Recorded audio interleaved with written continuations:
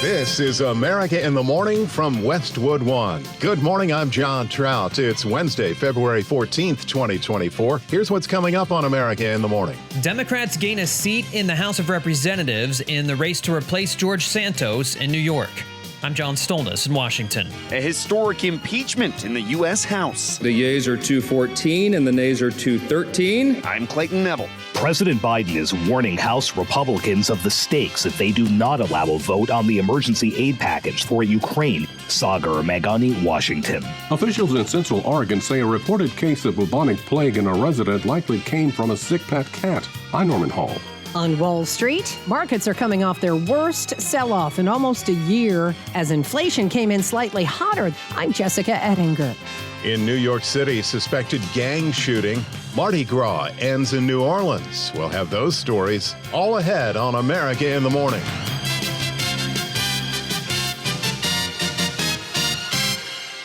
New York's 3rd Congressional District held a special election to replace disgraced Republican George Santos, and voters flipped the seat blue. John Stolnis has more on the Democrats' victory and what it means for Congress in the weeks and months ahead.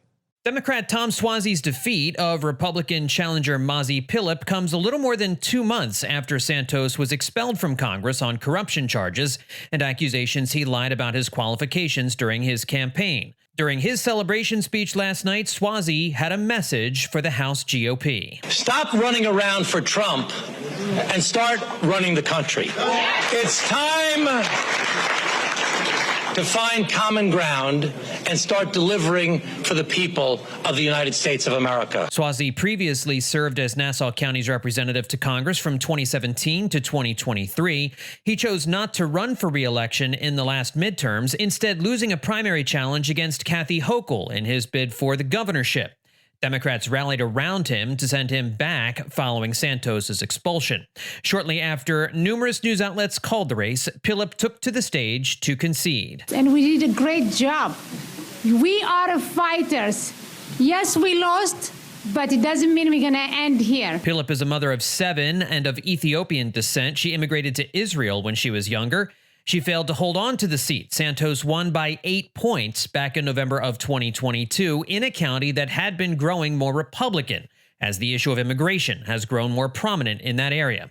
Suozzi's election could have a dramatic impact in Congress, with the Republicans' razor-thin majority now cut by 1 additional seat. Suozzi also may have been helped by a winter storm that hit the state early in the morning yesterday. Republicans more than Democrats tend to vote on the day of elections rather than mailing in early. And although the roads were messy at the start of the day, Suozzi did take to social media to urge people to come out and vote. Hey, I'm at the John F. Kennedy Middle School here in Bethpage, and the weather has gotten better. There goes a plow. Everything's getting better. Things are getting great. We need everybody to get out and vote. These 2 candidates could revisit this election in November, as both have committed to running for a full term. I'm John Stolnis. In an historic vote, the U.S. House, on party lines, impeached Department of Homeland Security Secretary Alejandro Mayorkas. Correspondent Clayton Neville reports.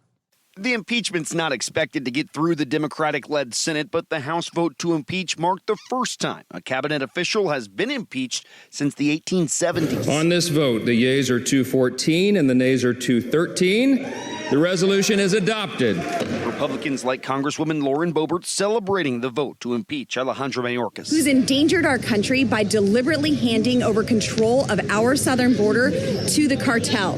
Now that's delivering for the American people, and I'm proud to be a part of it. Mayorkas has been under fire for the continued surge of illegal immigration at the southern border. A vote to impeach failed in the House last week, but the return of Congressman Steve Scalise to the House floor and another go this week led to the historic vote. Congressman Tim Burchett took to social media afterward. He lied under oath. He said our border is safe, and in fact, it is not safe. It is a very dangerous place, and there is little or any security there. The Department of Homeland Security maintains that the vote comes without what they describe as a shred of evidence and no constitutional grounds. The department released a statement saying House Republicans will be remembered by history for trampling on the Constitution for political gain, rather than what it described as working to solve the serious challenges at our border. I'm Clayton Neville. Billions in foreign aid. President Biden weighs in when America in the Morning returns after these messages.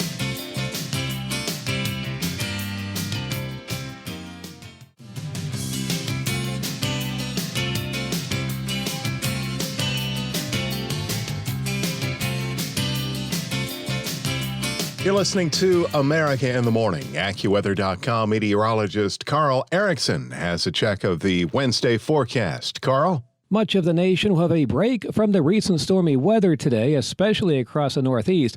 They're still cleaning up from yesterday's snowstorm, where eastern parts of Pennsylvania, northern New Jersey, and parts of southeastern New England were buried under 6 to 12 inches of snow. Today, a much quieter weather pattern will be in place across the Northeast with a good deal of sunshine for the most part. However, there'll be a gusty wind through this afternoon that will put an extra chill in the air, with highs in the 30s near the coast and 20s across northern New England. There'll be more clouds downwind of the Great Lakes, and a few snow flurries will be found over western New York and parts of the mountains of northern New England. Meanwhile, much of the Ohio and Tennessee valleys and into the southeast will have sunny and nice weather for mid-February, with many locations climbing into the 60s this afternoon. This nice, sunny, and mild weather will extend back into the southern plains and Texas as well. Some of the warmest spots over southern Texas and Florida will climb well into the 70s today, even close to 80 degrees. Winter will still be hanging on, though, over the northern Rockies into the northern plains, where a stripe of snow will accumulate a few inches from southern Montana and northern Wyoming into North Dakota. Some snow will sneak into parts of the Colorado Rockies today, especially this afternoon. So snow will also reach southern Minnesota this afternoon, although it'll be just warm enough that some rain can mix in around Minneapolis. The desert southwest into California will have plenty of sunshine and mild weather today, while a storm will spread a soaking rain into northern California, Oregon, and parts of Washington, with heavy snow in the Cascades and northern Sierra Nevada. And that's the weather across America. In Philadelphia today, plenty of sunshine, high 39. Meanwhile, in Portland, Oregon, rain with a high of 47. That's the nation's weather. I'm AccuWeather.com meteorologist Kai Erickson. Follow us wherever you get your podcasts. Apple, Spotify, Amazon, and YouTube. Just search America in the Morning in your favorite listening app. I'm John Trout. President Biden is urging the House to follow the Senate's lead in passing an emergency aid bill for Ukraine, Israel, and Taiwan. Washington correspondent Sagar Meghani reports. President Biden is warning House Republicans of the stakes if they do not allow a vote on the emergency aid package the Senate has passed for Ukraine, Israel, and Taiwan. This bipartisan bill sends a clear message to Ukrainians and to our partners and to our allies around the world. America can be trusted. America can be relied upon. And America stands up for freedom. We stand strong for our allies. We never bow down to anyone, and certainly not to Vladimir Putin. We can't walk away now. That's what Putin's betting on. The president says Russian counterpart Vladimir Putin must see that the U.S. stands with Ukraine and other allies. Supporting this bill is standing up to Putin. Opposing it is playing into Putin's hands. But the $95 billion bill faces a deeply uncertain future in the House, with hardline Trump-allied Republicans opposed. So I call on the Speaker to let the full House speak its mind and not allow a minority of most extreme voices in the House to block this bill even from being voted on. This is a critical act for the House to move. Speaker Mike Johnson has said it could be months before the bill gets to the president's desk, if at all. For Republicans in Congress who think they can oppose funding for Ukraine and not be held accountable, history is watching. Ukraine backers hope the Senate's bipartisan support will put pressure on Johnson, with the nearly 2-year Russia-Ukraine war at a crucial point. And I urge Speaker Johnson to bring it to the floor immediately. There's no question that if the Senate bill was put on the floor in the House of Representatives, it would pass. And the Speaker knows that. Sagar Meghani, Washington. There's concern from the state of Oregon after a rare case of bubonic plague was reported, believed to be transmitted from a sick pet. With a closer look, here's correspondent Norman Hall. Officials in Central Oregon say a reported case of bubonic plague in a resident likely came from a sick pet cat. The infected resident and close contacts have all been provided medication. The cat was also treated but did not survive. Health experts say people in the community are not believed to be at risk. There are a handful of cases in the western U.S. every year. Known as the Black Death in the 14th century, bubonic plague is now highly treatable. It's caused by a bacterium carried by rodents and fleas. Repellent with DEET can help protect people from rodent fleas when camping or working outdoors. I'm Norman Hall. Tuesday sell-off in the markets, inflation to blame. When America in the Morning returns after these messages.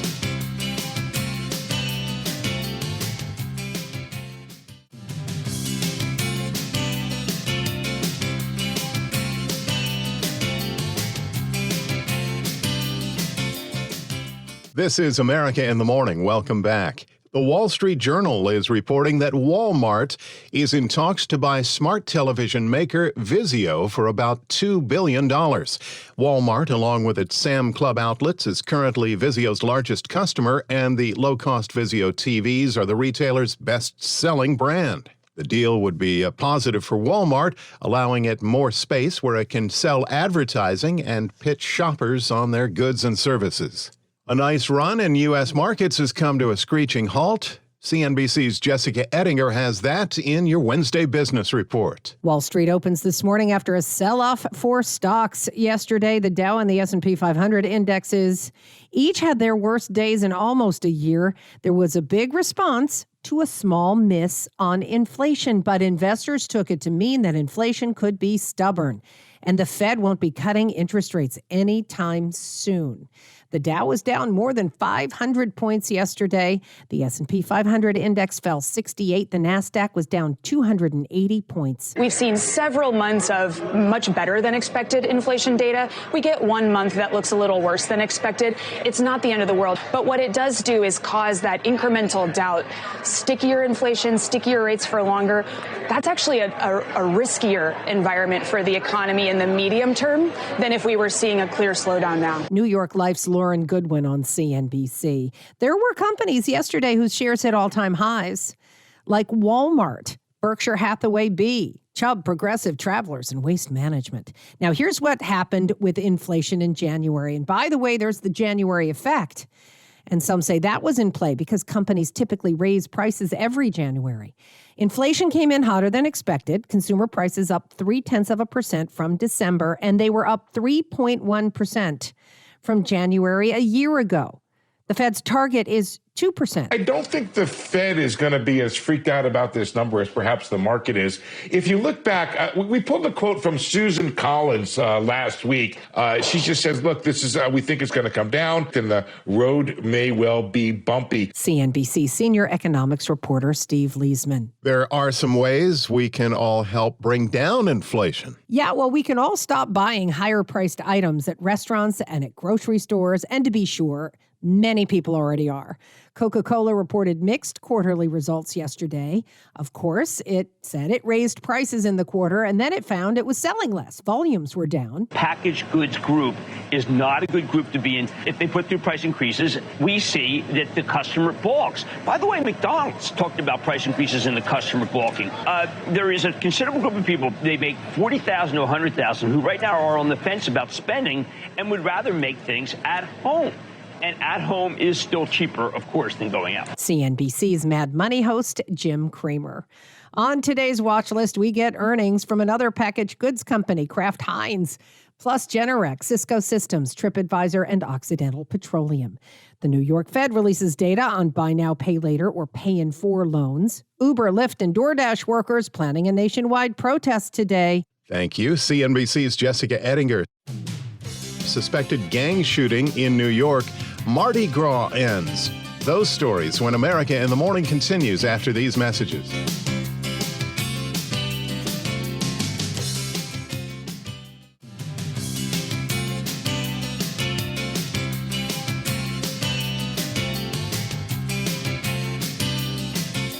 We're back. This is America in the Morning. Rival gangs may have been responsible for the rush hour shooting at a New York City subway station that left 1 person dead and 5 others injured.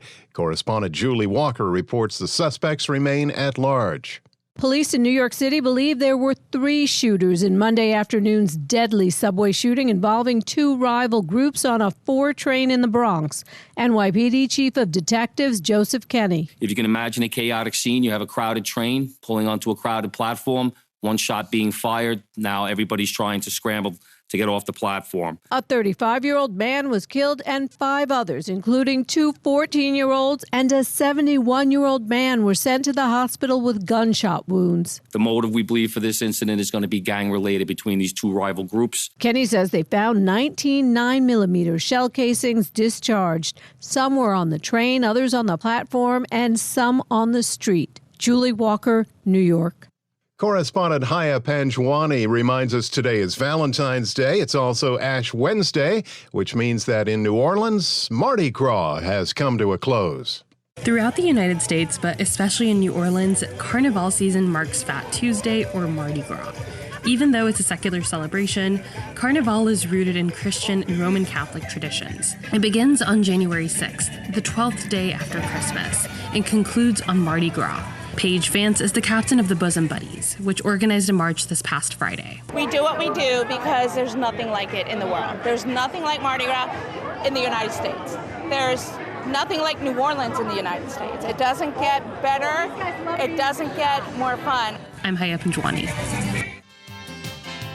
And for February 14th, 2024, America in the Morning is produced by Jeff McKay, senior producer Kevin Delaney. I'm John Trout. This is Westwood One.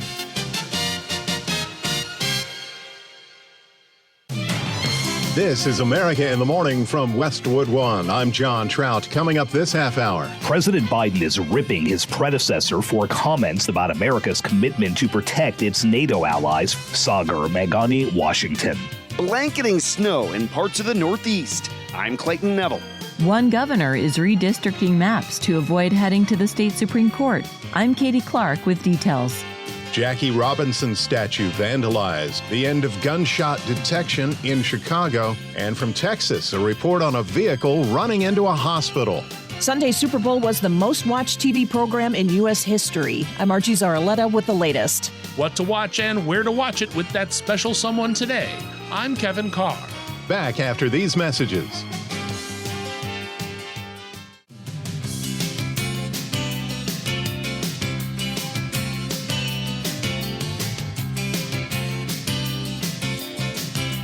Snow across the nation, not as prevalent as yesterday. Here's AccuWeather.com meteorologist Carl Erickson on America in the Morning with a check of the forecast. Winter will still be hanging on over the northern Rockies into the northern plains today, where a stripe of snow will accumulate a few inches from southern Montana and northern Wyoming into North Dakota.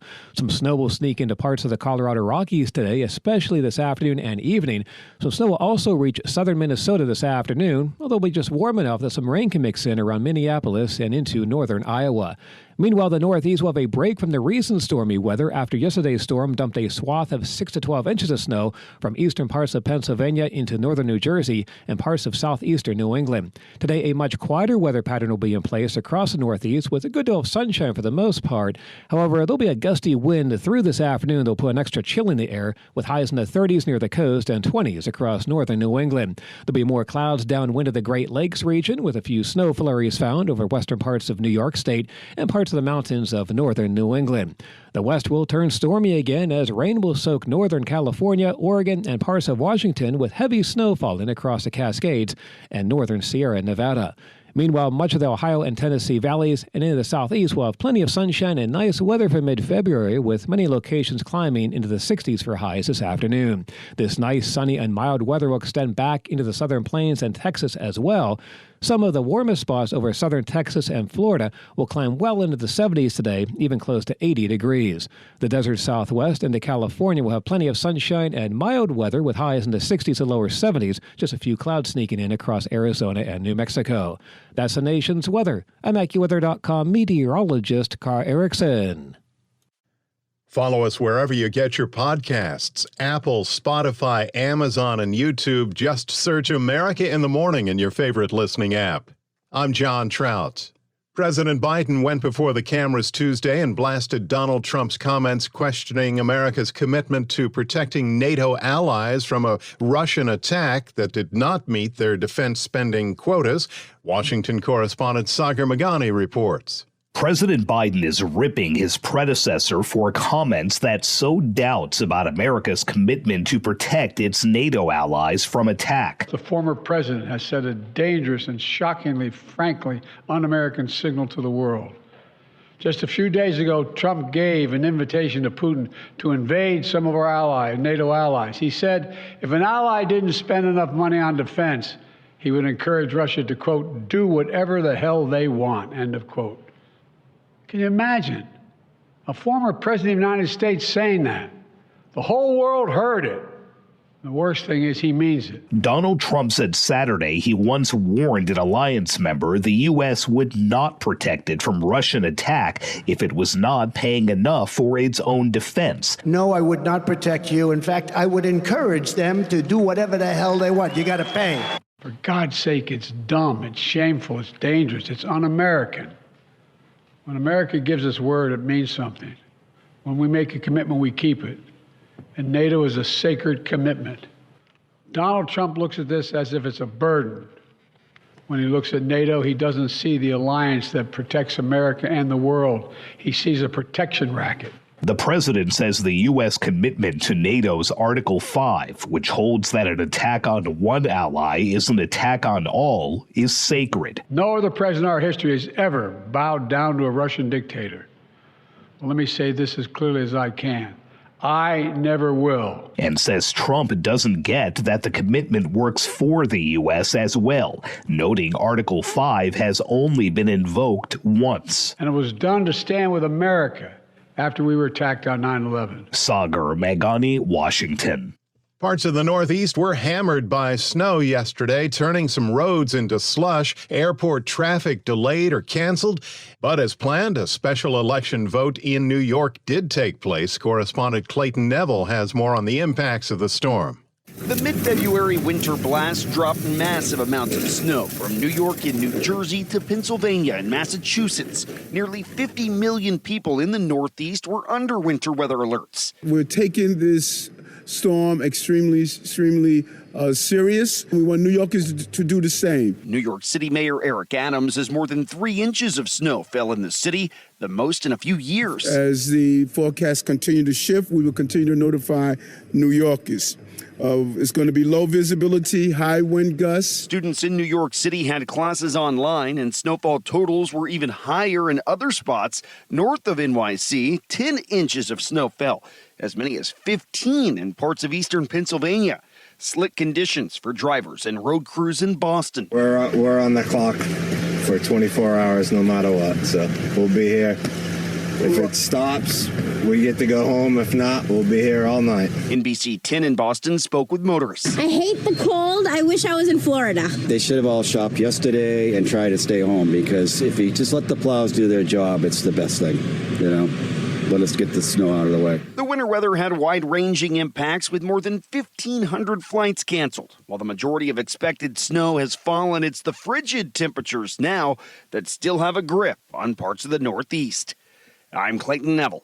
Winter weather woes turned into an education snafu in New York City. As correspondent Julie Walker reports, the Big Apple's nearly 1 million school kids went to remote learning, and technical problems did not allow many students to log into their classes.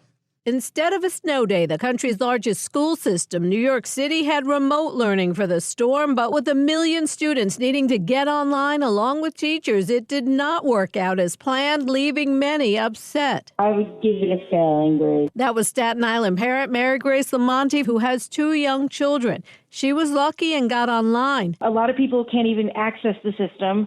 I have a friend who's a teacher. She couldn't log in to teach her class today. Mayor Eric Adams had pushed remote learning over a snow day, and schools chancellor David Banks blamed IBM for access issues. IBM is the one who authenticates their users and the user names. IBM says it had been working closely with city schools to address the situation as quickly as possible. Julie Walker, New York. Because of that northeast snowstorm, there were thousands of canceled and delayed flights Tuesday, but at some airports, travelers had to walk past flight attendants on picket lines, speaking up about getting a pay raise. With a follow-up on that story, here's correspondent Ed Donahue. Flight attendants are growing frustrated with the major airlines. At O'Hare Airport in Chicago, Southwest flight attendant and union leader Corliss King says it's been a year since pilots got big pay raises. We are demanding the respect of flight attendants in our profession. We are not standing down any longer to substandard contracts, to substandard conditions, to substandard wages. King says flight attendants haven't been rewarded for working through the pandemic and being responsible for passenger safety. What's the next step? We are ready to take all available options that are afforded to us. Last fall, flight attendants rejected a deal with Southwest. Airline strikes can be delayed or blocked by federal mediators, the president, or Congress. I'm Ed Donahue. Redistricting gerrymandered maps and meet Apple Vision Pro's rival. Those stories and more when America in the Morning returns after these messages.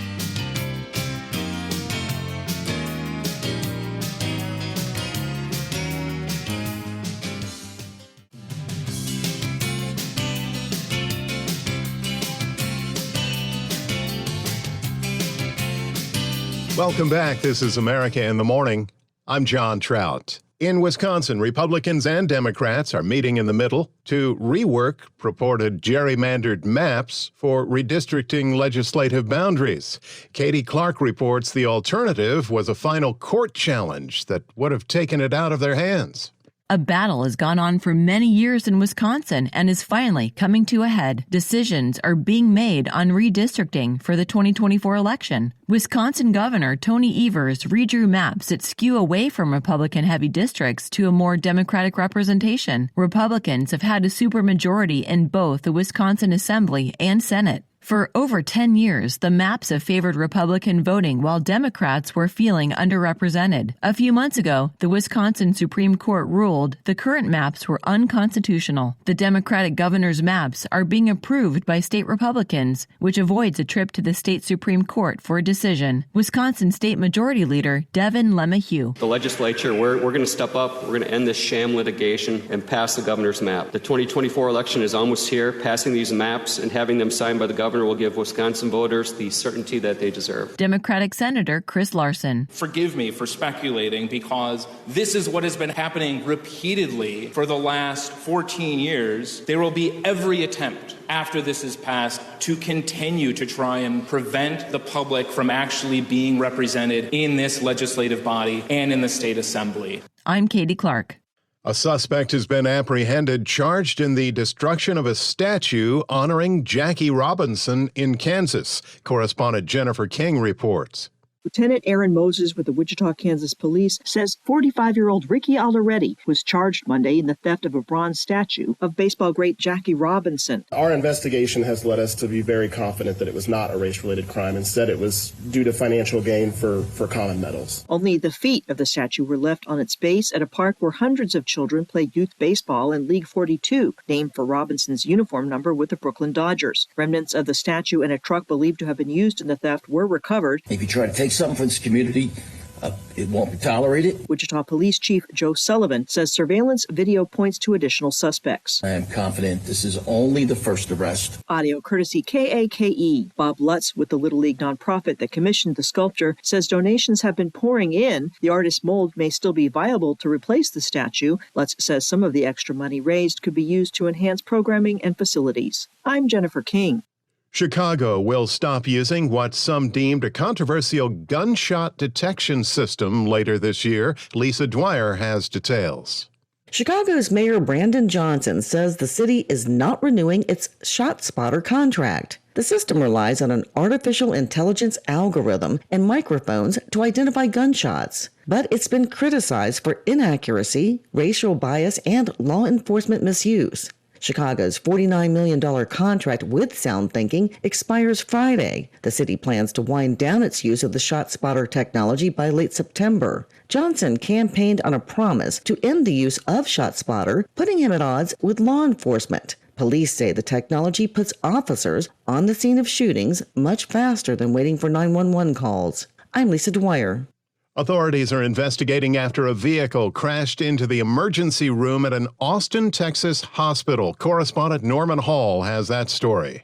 Authorities in Austin say at least one person was killed when a car smashed into the ER at St. David's North Austin Medical Center shortly after 5:30 p.m. There's no immediate word on whether the driver was among the injured. The crash appeared to be unintentional. St. David's North Austin Medical Center, which has a 24-hour emergency department, is described on its website as a 441-bed acute care facility. I'm Norman Hall.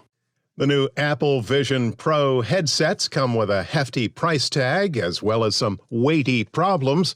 But one company has a new alternative with a clear pass-through lens that will still present a pretty cool augmented reality view of the real world. Here's Chuck Palm to take us into the fantasy realm.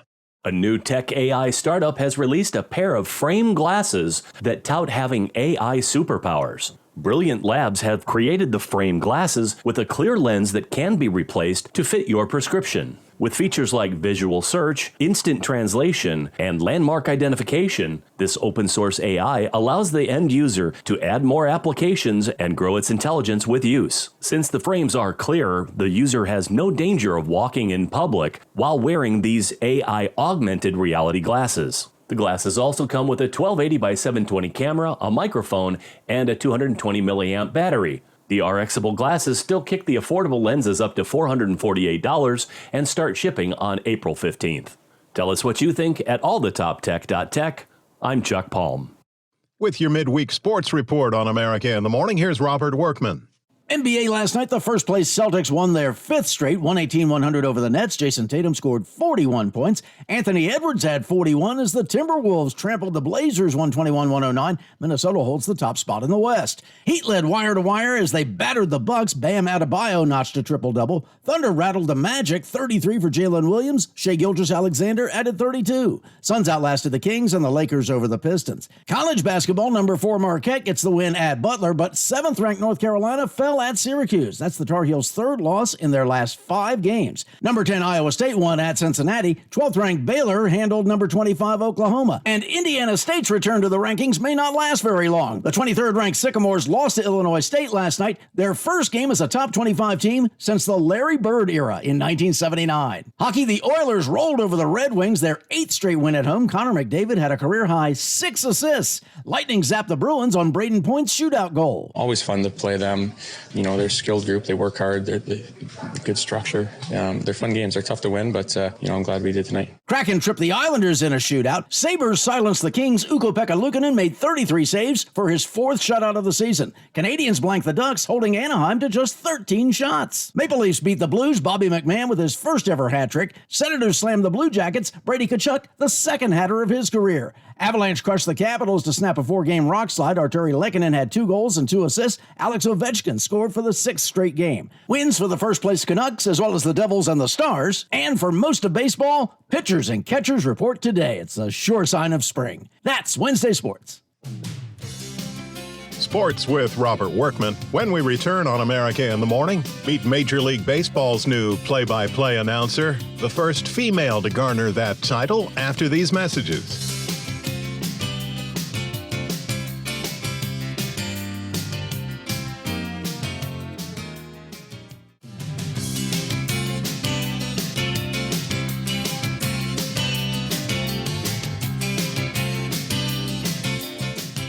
America in the Morning continues.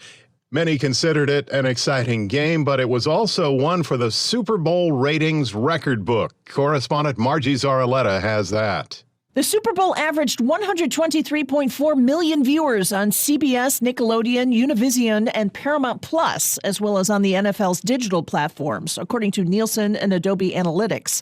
That was a 7% increase over last year's ratings. Nielsen says a record 202.4 million people watched at least part of the game, a 10% increase from last year.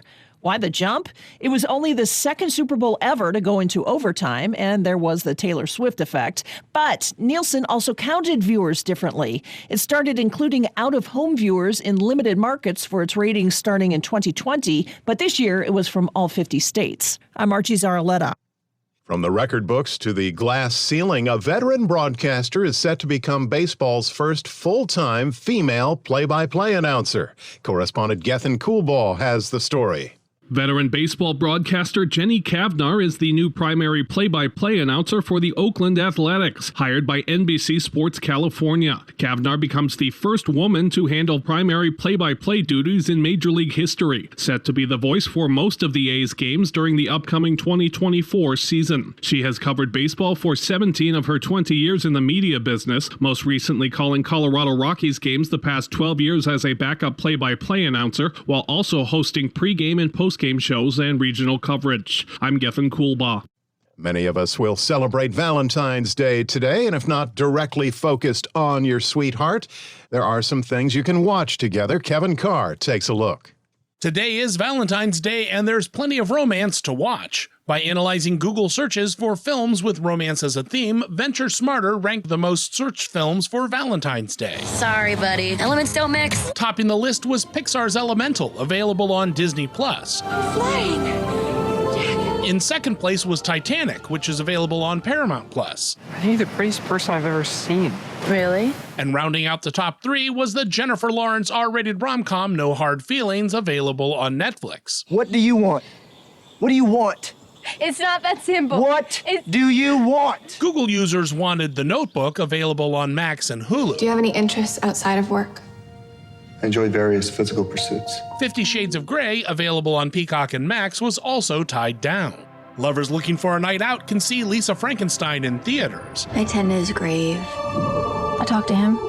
I wish I was with you. And the raunchy little rom-com that could, Anyone But You, is still in the multiplex. Titanic me. Are they watching? If you're looking for something less traditional, the 1981 Canadian slasher My Bloody Valentine is available to rent online. In this town on Valentine's Day, everybody loses their heart. And the love story across time, The Terminator, can be found on AMC+. I came across Time for You, Sarah. I love you. Hugs and kisses. I'm Kevin Carr. That's our show for today, Wednesday, February 14th, 2024. America in the Morning is produced by Jeff McKay. Senior producer Kevin Delaney. I'm John Trout. This is Westwood One.